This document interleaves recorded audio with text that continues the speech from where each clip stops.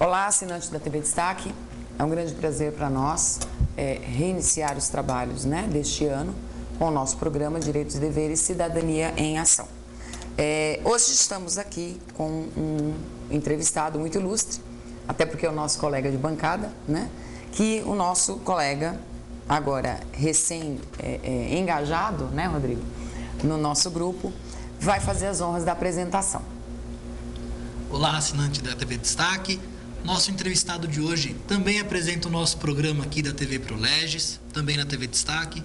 É professor universitário de cursos de graduação e pós-graduação na Faculdade Figa-Unimesp, em Guarulhos, nas unidades da ESA, Escola Superior da Advocacia, sendo coordenador atual aqui na UAB de Guarulhos. É mestre em Direito, especialista em Direito Processual Civil e também professor já há 45 anos. Foi professor do meu avô. Estou falando do querido amigo Clóvis Brasil Pereira. Olá, Rodrigo. É uma alegria de nós estarmos recomeçando as nossas gravações, iniciando 2016 e, com certeza, trazendo várias novidades e muita informação ao nosso telespectador. Eu quero saudar especialmente o Dr. Rodrigo Prates, que é um jovem advogado que desponta na nossa cidade e que se integra, né, ao lado da minha querida doutora Rosana Valdeirano de Lima, para fazermos, nós três, no decorrer do ano, as entrevistas com as personalidades que aqui virão.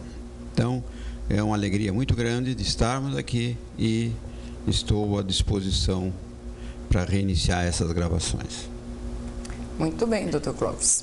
Para nós também é um prazer, né? Quero também aproveitar para saudar o Rodrigo formalmente, né? Nesse nosso grupo, vai ser muito bom para poder trabalhar com você. Bom, como nós dissemos no início, nosso entrevistado de hoje é também o nosso entrevistador-chefe, digamos assim, o nosso produtor. Quem manda no programa. Né, doutor? É o dono do programa. E nós tivemos a ideia de convidar o Dr. Clóvis para essa primeira entrevista dessa nova fase, né, deste ano, porque nós temos aí agora, já na metade do mês de março, a entrada em vigor do novo Código de Processo Civil. E ninguém melhor que o Dr. Clóvis Brasil para poder fazer um apanhado geral para a gente sobre isso. Então, Dr. Clóvis, no mês de março, como eu disse, ele entra em vigor, né, um novo Código de Processo Civil. Existe uma grande expectativa no meio do jurídico, até porque alguns dos dispositivos a gente, né, não sabe ainda como é que serão efetivamente interpretados, enfim. Qual que é a sua análise inicial a respeito do novo Código de Processo Civil? Bem, doutora Rosana, Rodrigo, telespectadores, realmente a partir do dia 18 de março, entrará em vigor o novo Código de Processo Civil. O Código de Processo Civil é importante na vida de todas as pessoas, na medida em que ele é que dita as regras procedimentais de todos os processos judiciais no âmbito civil. Mas não é só no âmbito civil, porque o Código de Processo Civil também é regra subsidiária do processo do trabalho, do processo tributário, até do processo administrativo, né, na ausência de regra. Então, é importante pela sua aplicação em todos os processos judiciais. De fato, existe uma grande expectativa, porque ele foi aprovado há um ano praticamente, ele foi aprovado, na verdade, no dia 17 de dezembro de 2014, né, e só veio a ser sancionado em fevereiro, aliás, em março de 2014, com o tempo de um ano de vacatio legis, que é o tempo de conhecimento da lei, de divulgação da lei. E, normalmente, quando se trata de códigos, o tempo é maior, pela importância e pela dificuldade e pela necessidade de todos os operadores do direito se atualizarem. A expectativa é boa, porque até não adianta dizer que não é boa, né? Eu acho que a fase da crítica já passou, né? A crítica pela crítica já passou. É na época da formatação do código. Agora é a lei que temos. E a batalha é grande para trazer informação, para ver o que vai acontecer no dia a dia, né? Ela veio certamente para melhorar. Agora, o código em si não vai resolver. Tem que haver muitas outras alterações, né? Até na postura do advogado, na postura do magistrado, na postura dos próprios funcionários do Poder Judiciário, né? Na postura do jurisdicionado, porque tem coisas que lhe dirão muito de perto e que, se o jurisdicionado insistir em continuar o litígio pelo litígio, não tem código para resolver, né? Mas vamos ver, a expectativa é boa, até porque quando a gente se depara com o novo, a esperança é que seja para melhorar. É verdade. Mas, Clóvis, quando nós tivemos a alteração do Código Civil em 2002, houveram várias mudanças aí na nossa vida, jurídica e tanto social também. O que a gente pode esperar de mudança na vida das pessoas com esse novo código que entra em vigor aí no mês que vem? O código, doutor Rodrigo, ele veio para agilizar os procedimentos. Essa foi a justificativa. Eu vou fazer um histórico bem rápido para que o telespectador entenda. Em 2010, quando o CNJ decidiu organizar uma primeira pesquisa para saber quantos processos existiam no Brasil, né? Vejo que até 2010 a gente dizia que eram 50 milhões, 60 milhões, 70 milhões. Mas ninguém sabia quantos processos tinha. Aí, na época, a corregedora do CNJ, a ministra Eliane Calmon, ela fez uma batalha terrível para praticamente forçar o judiciário a divulgar, abrir o que se dizia de caixa preta do judiciário. Aliás, ela foi muito patrulhada, foi muito criticada, né? Houve muito preconceito contra ela pela postura firme que ela adotou. Posso até dizer para o telespectador o seguinte: de todos os estados da federação, o último estado que prestou a informação foi o principal estado, que é o estado de São Paulo. Para vocês verem a resistência que existia para se... Porque, lógico, pelo número, pelo passivo de processos e tal, tem uma série de repercussão, até questão orçamentária, né? Aumento ou não, necessidade de aumentar o quadro, etc, etc. Bom, aí se chegou a um número de 84 milhões de processos em 2010.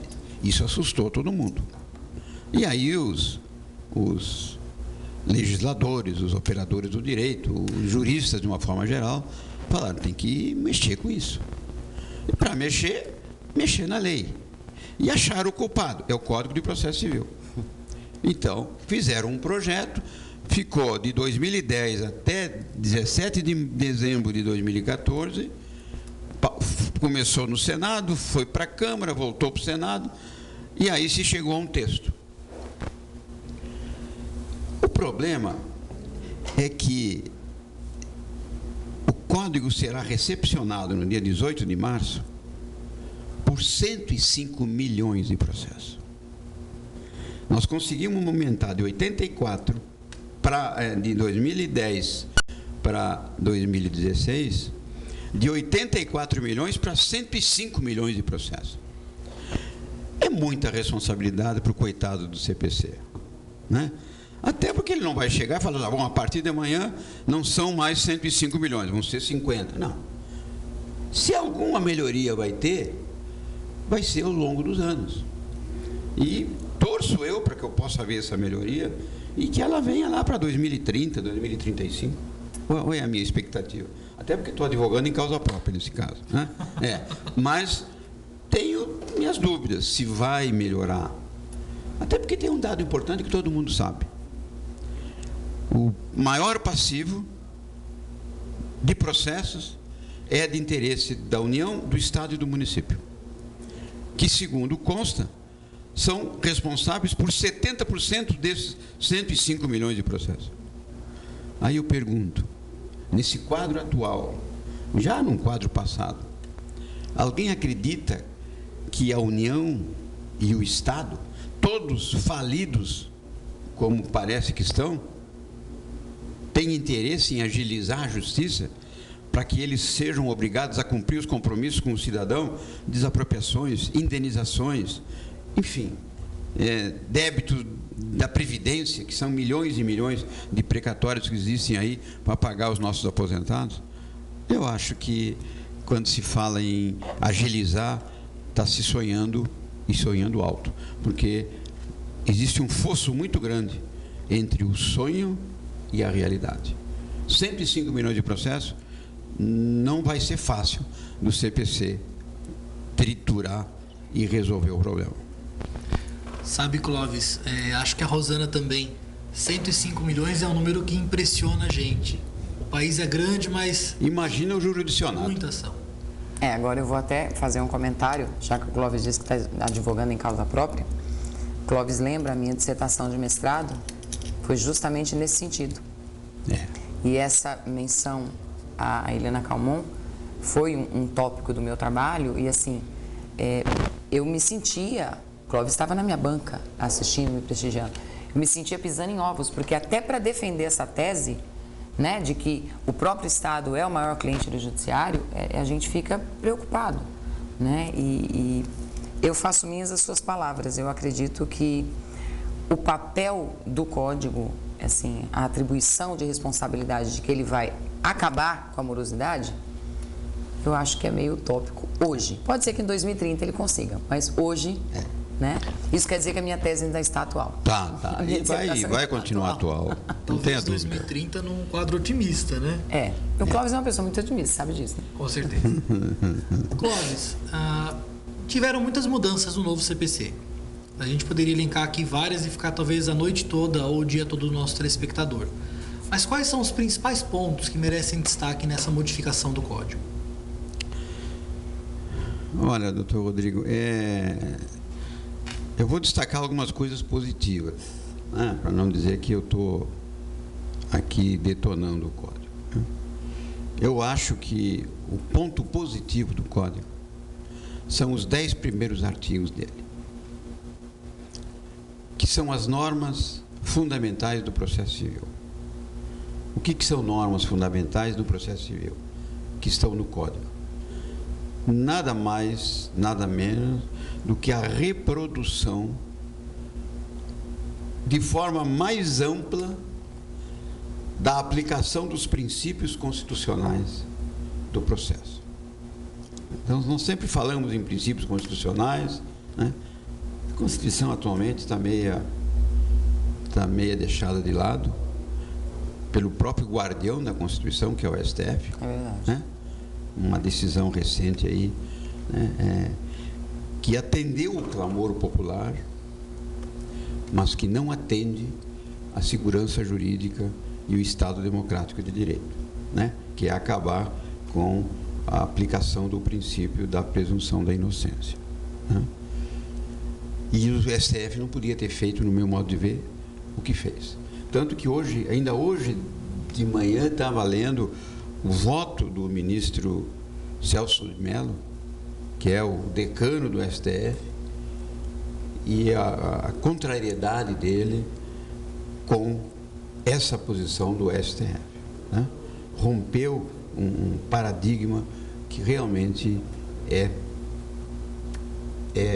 muito preocupante para a sociedade brasileira. Mas que as pessoas, de uma forma geral, levadas por uma conversa de comunicadores do dia a dia, né? Eu sempre digo que nós temos grandes doutrinadores da Atena, Marcelo Rezende, tem um outro aí que bate, parece que é o nome dele, né? Ele só bate. Então, e vão fazendo a cabeça diariamente, 3, 4 horas, falando a mesma coisa. E aí as pessoas vão se contaminando por essa história. Então, estou achando que está meio complicado, mas o Código de Processo Civil, ele garante os princípios constitucionais dentro do Código de Processo Civil. Isso nos leva a dizer o quê? Por que eu estou dizendo que é tão importante? Porque se amanhã ou depois rasgarem a Constituição, acabarem com o artigo 5º e as garantias, nós teremos essas garantias dentro do Código de Processo Civil. Então, contraditório amplo, ampla defesa, princípio da igualdade, da isonomia, razoabilidade, proporcionalidade, acho que isso são coisas importantes e que nesse primeiro ao 10º artigo estão expressos. A gente sempre tem a mania de começar a ler a lei lá pelo meio, né? A Constituição todo mundo começa a ler a partir do artigo 5º. E, na verdade, o principal artigo, no meu modo de ver, é o primeiro, onde fala os fundamentos da Constituição. Cidadania e dignidade humana. Mas a pessoa começa a ler a partir do 5º. O Código de Processo, eu tenho certeza, os advogados particularmente, começam lá pelo 20, que é o que falava dos honorários advocatícios, né? Agora está no 85. Mas o primeiro ao 10º, aos colegas, eu recomendo uma leitura atenta, porque eles são fundamentais. Tem outras alterações que estou vendo ali que já estão nos avisando que o tempo do primeiro bloco já era. Bom, a gente vai fazer um breve intervalo agora, né, Clóvis? Como eu estava dizendo, o que é bom acaba logo, você sempre diz isso. E agora foi a sua vez aí, né, do encerramento do primeiro bloco. Bom, queria lembrar ao nosso telespectador que o nosso programa ele vai ao ar aos domingos, às 22 horas, e a representação às terças-feiras, às 7h30 da manhã. Disponível, né, no canal d11.com.br, em tempo real, pela internet, ou da TV Destaque, que é aqui uma TV local de Guarulhos.